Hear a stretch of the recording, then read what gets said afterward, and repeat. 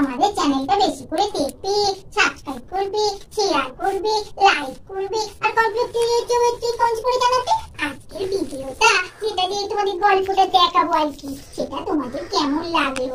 আর হ্যাঁ, তোমরা সাবস্ক্রাইব করতে ঠিকই, কিন্তু আরেকটু বেশি বেশি সাবস্ক্রাইব করো, আমাদের আরেকটু বেশি বেশি ভালোবাসা দাও, তবেই তো তোমাদের কাছে আরো ভালো ভালো গল্প নিয়ে আসতে পারবো আর তোমাদের মনে মনোরঞ্জন করতে পারবো। তোমরাও আনন্দ পাবে আর আমরাও আনন্দ পাবো। এবার গল্পটা শুরু করলাম।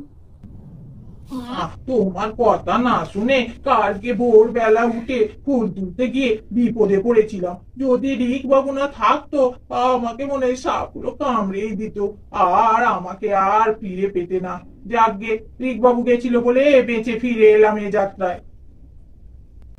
আমি তো কত করে বারণ করেছি, মা যাবেন না ভোরবেলায়, ওরকম অন্ধকার থাকতে থাকতে ফুল তুলতে আবার কি দরকার আছে?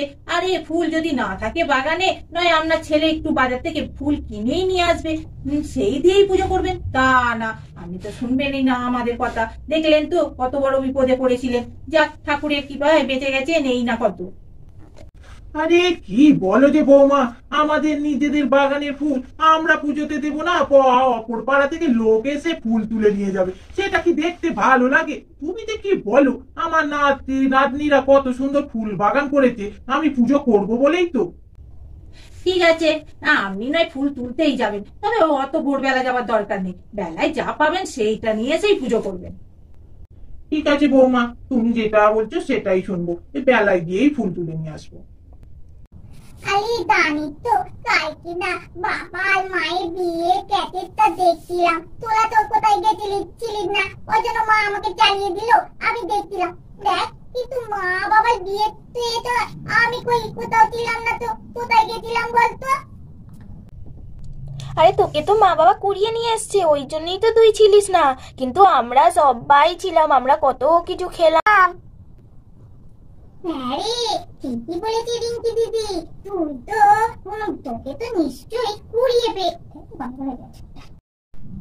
হ্যাঁ রে, রিঙ্কি দিদি তো ঠিকই বলেছে, তুই তো জেঠু আর জেঠিমার বিয়েতে ছিলিস না, আমরা তিনজনে ছিলাম, কি আনন্দ করেছি আর কত কিছু খাবার খেয়েছি।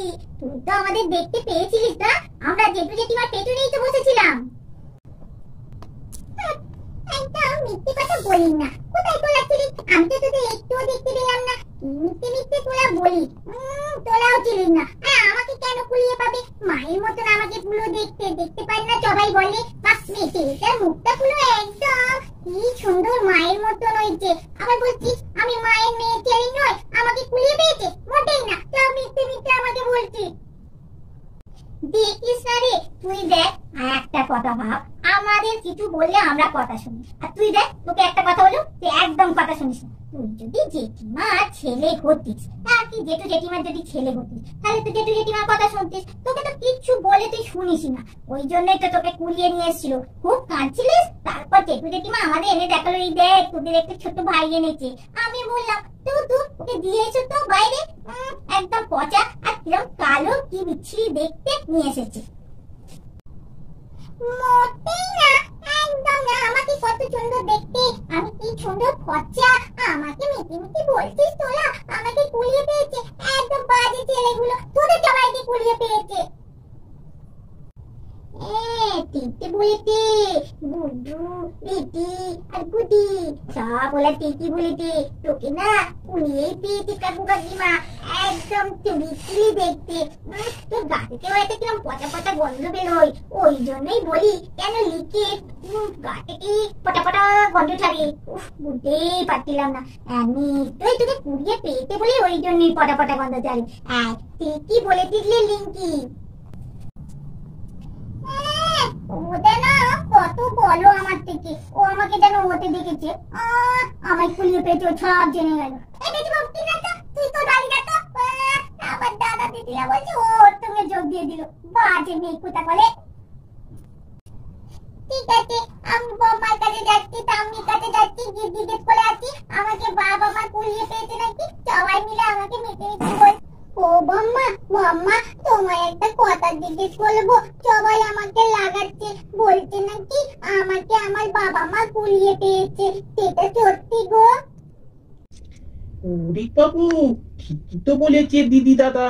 হ্যাঁ, তোমাকে তো কুড়িয়েই পাওয়া হয়েছে। আর তোমাকে যেদিন কুড়িয়ে নিয়ে এলো, উফ কি বিচ্ছিরি দেখতে। এখন তবে আমাদের বাড়িতে এসে তুমি বেশ সুন্দর হয়ে গেছো। নালে যা বিচ্ছিরি দেখতে ছিলে, আর গা দিয়ে যা পচা পচা গন্ধ বেরোচ্ছিল, কি যে বলবো। আর হ্যাঁ, আর একটা, তুমি কি কান্না কাঁদছিলে জানো? তোমার মা থাকতে পারলো না, কষ্ট হলো, ওই জন্যই তো তোমাকে কুড়িয়ে নিয়ে এলো। তারপর কোথা থেকে জানো? যেখানে কয়লার খনি গো, সেইখান থেকে। সে তো কালো হবে, ওই জন্যই তোমাকে যখন নিয়ে এলো না, তখন তো আমি দেখে অজ্ঞান হয়ে যাবার কথা। উফ, সে কি বলবো। তারপরে গরম জল দিয়ে সাবান দিয়ে বেশ করে রোগে রোগেই তো এত ফর্সা করা হয়েছে। তবে তুমি তো সত্যি আমাদের বাড়ির ছেলে না। আমাদের প্রত্যেকটা ছেলে মেয়ে খুব কথা শোনে, তুমি তো একদম কথা শোনো না। তুমি আমাদের বাড়ির ছেলে নয় বলেই তো। ও ঠাকুমা ঠাকুমা, বলো মা যে বলছে, এটা কি সত্যি? আমাকে আমার মা বাবা কুড়িয়ে নিয়ে এসছে? তুমি একটু সত্যি করে বলো না গো। এলা যে মিথ্যে কথা বলছে নাকি? বলো, এলা মিথ্যে কথা বলছে না? আমাকে আমার মা বাবা কুড়িয়ে নিয়ে আসতে পারে? আমি তো জানি আমার বাবা মায়েরই আমি ছেলে। কেন গো এরম বলছে? দেখো, তোমার বাবা মা তোমাকে সত্যি কুড়িয়ে নিয়ে এসছে, আর বম্মা, তোমার দাদা দিদি এরা সব ঠিকই বলছে, সত্যি কথাই বলছে। মিথ্যে কেন বলবে? সত্যি তো তোমাকে তোমার বাবা মা বা রাস্তা থেকে কুড়িয়ে নিল। আমি বলেছিলাম যাদের ছেলে তাদের বাড়িতে দিয়া, কেন বাবু আমাদের বাড়িতে নিয়ে আসা? এরপরে তো এই যে বড় হয়ে গেছো, এখন তো আমাদের কথাই শোনো না। আমাদের বাড়ির ছেলে হলে নিশ্চয়ই আমাদের কথা শুনবে, আর তোমাকে যেটা বারণ করা হয় তুমি সেটাই করো। হ্যাঁ, তাহলে আমাদের কথা শোনো। তাহলে কি করে বলবো আমাদের বাড়ির ছেলে? আমাদের বাড়ির ছেলে মেয়েরা তো দেখো, এ দেখো গুড্ডু দাদা, গুড্ডি দিদি, তোমার দিদি, এরা কত কথা শোনে। তোমরা সবাই বলছো, তোমরা সবাই মিথ্যে কথা বলছো। ঠিক আছে, আমার মায়ের কাছে আমি গিয়ে জিজ্ঞেস করছি, আমি আমার মায়ের ছেলে নাকি? সব বাজে পচা গন্ধ। ও মাম্মা, শুনছো? তুমি রান্না পরে করবে, তুমি আগে আমার কথা শোনো। ও মা, আরে কি কথা শুনবো? আমার এখন কত কাজ বাবা, এখন কি তোমার সঙ্গে কথা বলবার সময় আছে বলো? এখন রান্না না শেষ করলে তোমার বাবা, কাকা আর দাদা ভাই সবাই চলে আসবে, খেতে দিতে হবে তো। বলো না, তুমি এখন যাও, পরে তোমার কথা শুনবো। কেউ তোমরা ভালো নয়, তোমরা সবাই পচা গন্ধ। আমার কথা কেউ শুনতে চাইছো না। দাদা দিদি, গুড্ডু দাদা, গুড্ডি দিদি, তোমার লিঙ্কি দিদি, তাম্মি, বম্মা সবাই বলছে নাকি আমাকে তুমি কুলিয়ে পেয়েছো। ওমা, আমি তোমার ছেলে নই। তবে আমি বাড়ি থেকে তুলে যাই, তুমি তো আমার মা নয় বলছে। দেখি আমার মাকে রাস্তায় খুঁজে পাই নাকি। ওরে, তুমি এই জন্য কাঁদছো?